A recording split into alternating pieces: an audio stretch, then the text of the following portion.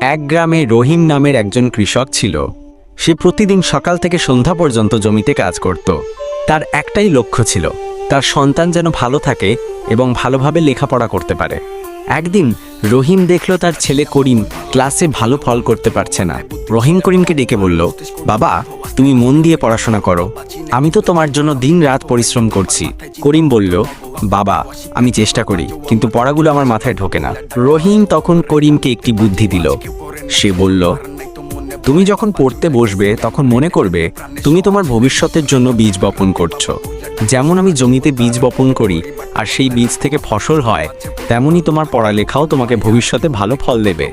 করিম তার বাবার কথা অনুযায়ী মন দিয়ে পড়াশোনা শুরু করলো। কিছুদিন পর করিমের ফল ভালো হতে শুরু করলো। সে বুঝতে পারল তার বাবার দেওয়া বুদ্ধিটি কত মূল্যবান ছিল।